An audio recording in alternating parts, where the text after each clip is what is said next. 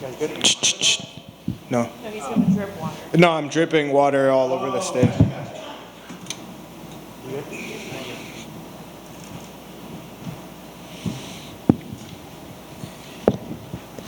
Khalil, Yo, how you feeling? I feel amazing right now, man. Yeah, that was a tough fight. Yeah, but it was good. It was what we expected. So, how's the body feeling? I see you walking up here with your legs. Yeah, calf kicks. Calf kicks are a crime. No, yeah, everything's good. Yeah, a little swollen calf, a little swollen knuckle, but my heart's full and my head's good, and that's what I'm thankful for right now. It's been a few minutes since your fight, man. How do you feel about your performance? Man, if I'm being absolutely honest, I was swinging big, man. I was swinging big, and I'm okay with it because enough landed for me to get that decision. But that's definitely not the best version of me. You know what I mean? So I'm ready to get back and sharpen some stuff because I don't like how big I was swinging. Like I feel like when I think of the best version of myself, it's a lot different than that. It's a little more sharp. A little more bouncing, moving around, stuff like that. So overall, I'm okay. Like I'm grateful for the performance, all that. But if there's one thing that I would correct, it's definitely like not swing so damn big. You were swinging hard. I mean, was that the game plan, just to go in there and knock him out? Nah, actually, it was opposite. You know what I mean? Like the game plan was completely opposite. But after like one of them landed, I hit him. I remember hitting him with a hard punch, and he just like stared at me, and I was like, "Fuck," So things change, in the heat of battle when you hit a guy with the kitchen sink, and he just keeps coming forward. So in a way, it just, I guess instinctively, I felt like I needed to swing big to slow this guy down. But I think that I did, enough with like the jabs once my coaches and, John's like, dude, you need to straighten them out, straighten out the punches and, lower your stance a little bit. Don't swing so heavy. I made a little bit of adjustments, but I'm gonna make a lot more adjustments going back into training. When the scorecards were being read, did you feel like you won the fight? Yeah. Here's exactly how I felt. So for me personally, and what I gave, like internally, knowing that I had to come out in the third round and give better effort than the second, I did my very best to just push a little harder. Not necessarily than him, but push myself a little bit harder. And so whether the judges gave me that or not, it was a victory for me. Does that make sense?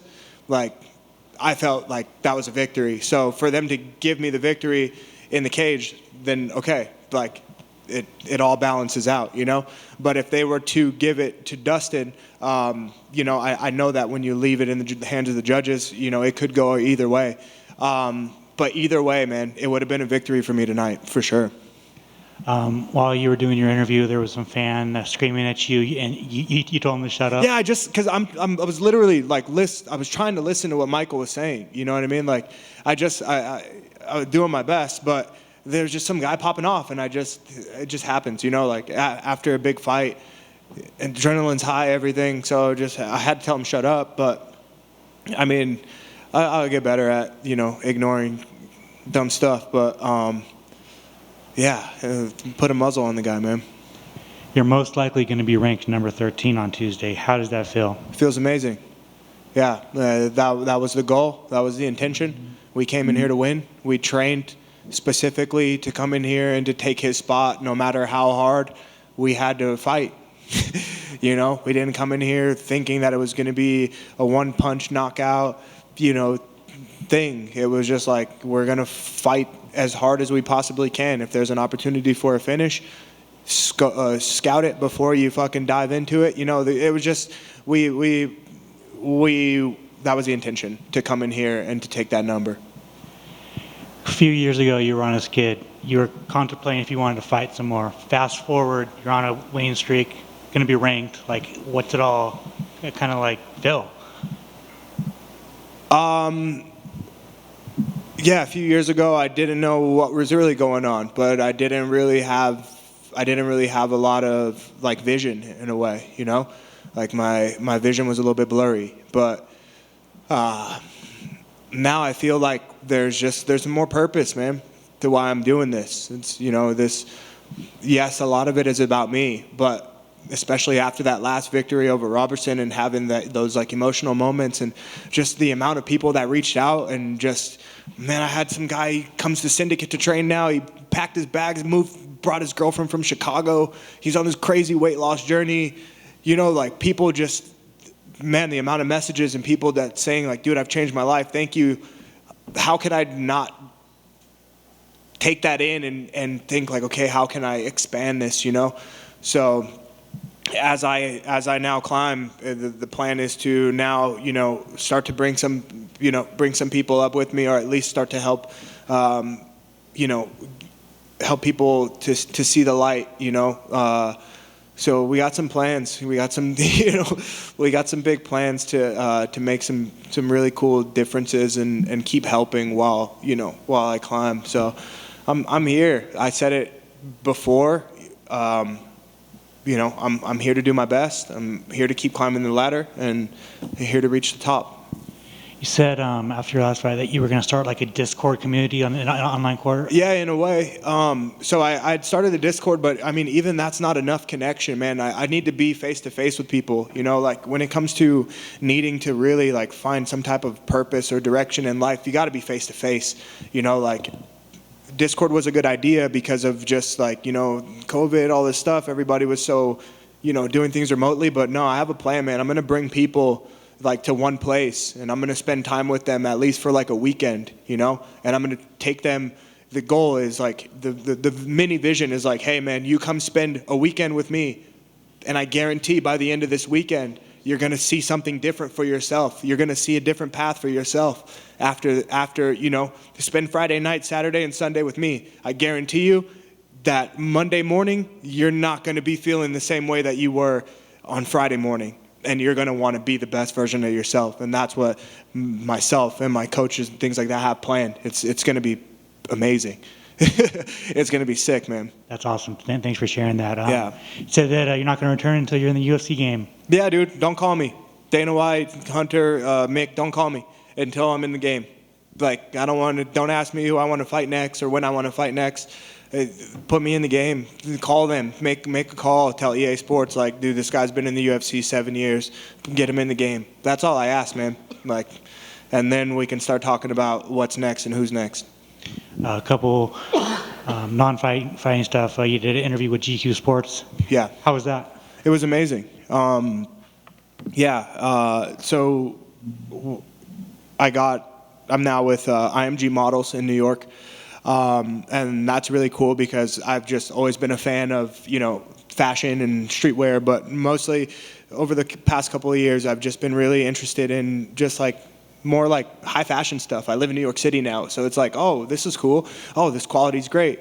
So, having an interview with GQ magazine sponsored by Gucci, I was like, ooh, you know, like I felt super bougie. Yeah, man, that's the goal. I want to, you know, I would love to in the off season, like, be able to like model campaigns, you know, like I would love for these brands to start reaching out, and that'd be something that, you know, that I can add into just my experiences. When I'm 60 years old, I can be like, yeah, you know, I modeled this and I fought this and I was in the video game, and, you know, just kind of stuff that I can take with me when this is all over, because we're not going to fight forever and I'm not going to fight forever. So I want to have some things that I can take with me, you know what I mean? And these are things that would make me happy. That's awesome. And finally, two other things. The fans were kind of fascinated with your that you like Love Island UK. Do you still watch it? Love Island UK? Yeah. Yeah. Yeah, I mean, I think Love Island UK is probably the best like version of Love Island there is. Like Love Island Australia is cool. Love Island USA, meh. UK is where it's at. I'm a huge fan of like London and UK, man. From the music to just the television shows, things like that.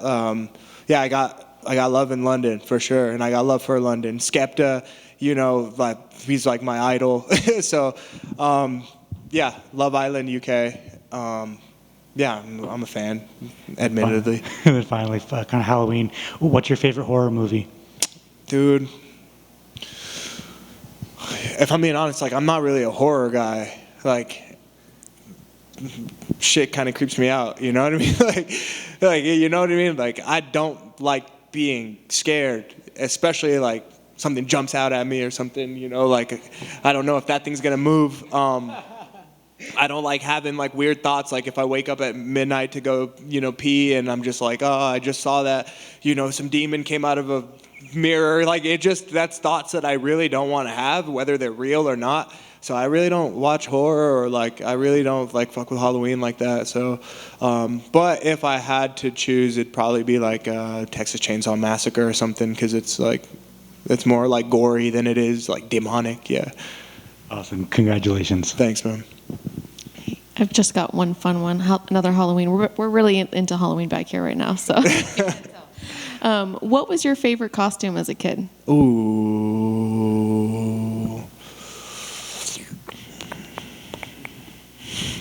I have no idea. Well, it's a memory. So my best friend, when we were growing up, one of our my favorite Halloweens is we were pirates.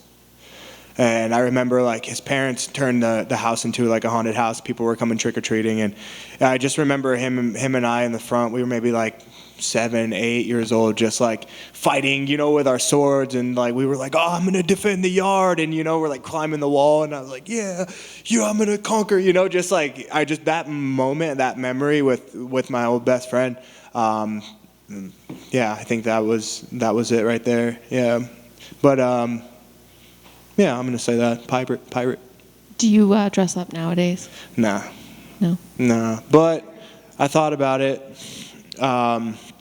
because I don't like I said, I don't really I don't go out, I don't like party, I don't know, I don't really have many like friends like that. But the thought did cross my mind if I was going to dress up, and if I did, I'd probably be like a baseball player or something. Just because like I've been watching baseball a lot lately, and like World Series, I was like, maybe I'll be like someone, or like I'll go buy I'll never buy an Astros uniform, Yankees uniform. I'll be like a New York Yankee or something. I was just going to ask, you better not be cheering for the Astros. No. Phillies, right? Well, actually, right now, between Astros and Phillies, like I think I'm going Astros. Yeah, I think I'm going Astros, but not far enough to where like I'm gonna go and wear like a Astros uniform for Halloween. Are you a Yankees fan normally? I'm a newborn Yankees fan. Okay. Yeah, I live in New York City. I just went to one of the games and stuff like that, so I got the energy, and I'm like, okay, I can get used to this. I can cheer for the Yanks. So, yeah, it was tough watching the Houston Astros just stomp them. Yeah, I'm not gonna hold it against you that you're a Yankees fan and you're cheering for the Astros. I'll just pretend you said the Phillies. Pretty much like my brother, someone who I'm really close to, had some experience, like playing with the Astros and stuff. So there's another like personal connection to where I'm like, okay, I got a lot of connections. Yes, that's acceptable. Thank you. Just a quick one for me. Congrats on the win. Thank you. Awesome with the big shots. Some people might not be too much of a fan. They're like, oh, be technical, make those elbows tighter, Khalil, but you were swinging for the fences. Yeah. People can't ask for more. You said discourse. So I know the last time you talked to media and you opened up about your past and conquering things, writing a book. But the discourse now is what is going to... No, so the Discord was for me to... So I run a brand called Such, where it's kind of like my creative outlet, right? From like clothing or just things that I enjoy making. Instead of putting like Khalil Rountree on a shirt, I make my own stuff that I can wear and also fans of myself, can wear too. So I made a Discord channel for us to kind of stay connected, share music, share what's going on like in the crypto world, things that I'm interested in. That's what the Discord was about. The book, when I mentioned that I wanted to write a book, yes, but there's a couple different parts of that.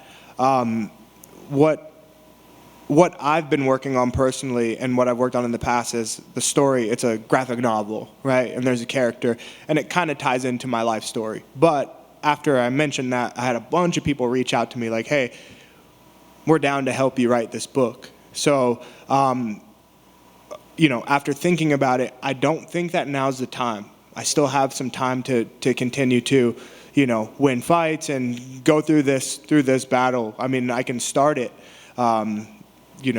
start talking about it with another writer, and we start building it, but it probably won't be released for a while. And I still haven't found somebody to help me, write the story. So the Discord is just really for you to connect with me through my brand type of thing. Yeah. Excellent. Thank you, sir. Shout out to Such, and congrats on the big win. Thank you. So what you're saying is you're more into romantic comedies. Is that more your movie? Nah, man. I'm a psychological thriller, crime drama. Yeah.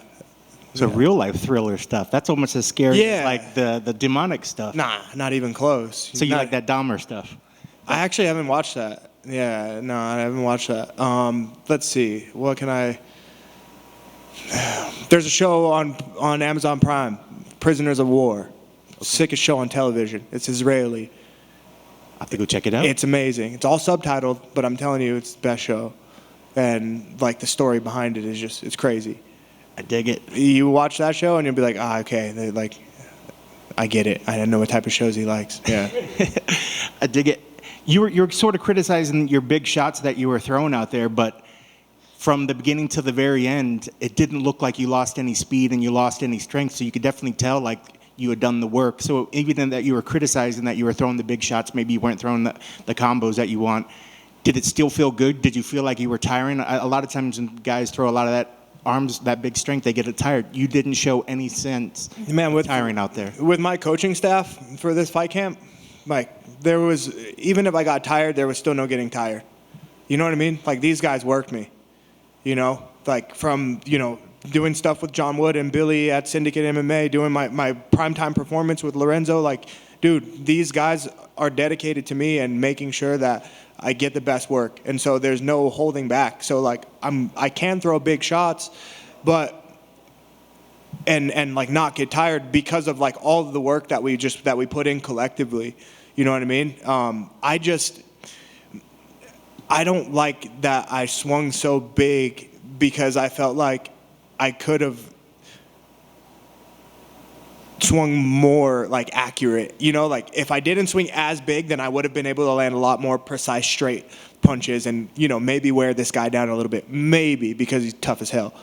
But that it's just personal critique, you know what I mean? Like overall, man, I'm happy. Like it is what it is, you know what I mean? But you guys are going to definitely see a different version of me next time. Don't expect to see me come out here and like swinging all big like that. No.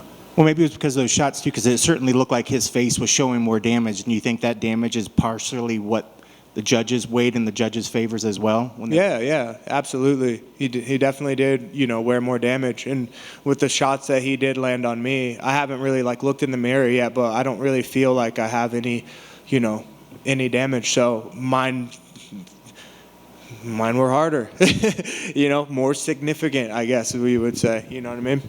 And last thing for me, it looked like at the very end, after they said the scores, you looked over.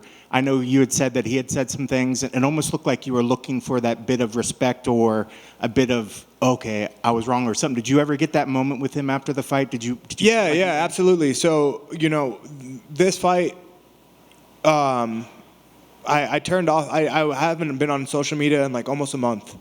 I just wanted to focus, but I didn't really do many interviews, and if I did, I never said anything really bad or regarding Dustin Jacoby.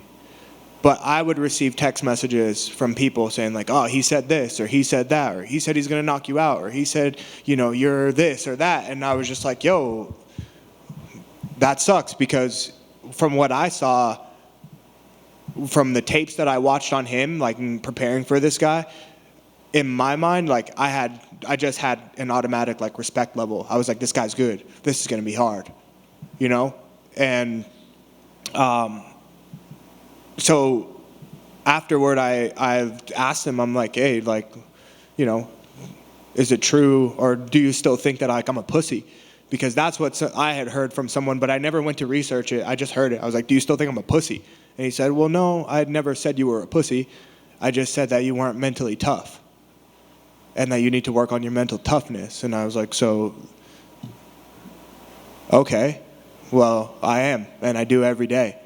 And you know what I mean? And after that, it was like, it was respect, you know what I mean? So I think, you know, I wanted to wait until it was over. And a lot of this fight and a lot of my motivation was to be able to kind of gain that respect, you know what I mean? Yeah, I knew he was a tough guy. I respected him right off the bat until I started hearing things, and I'm like, okay, cool. Well, I just have to go in there and I have to prove that I'm not a pussy and I am mentally tough and I can do anything in the world. Awesome. Congrats on the victory, brother. Thanks.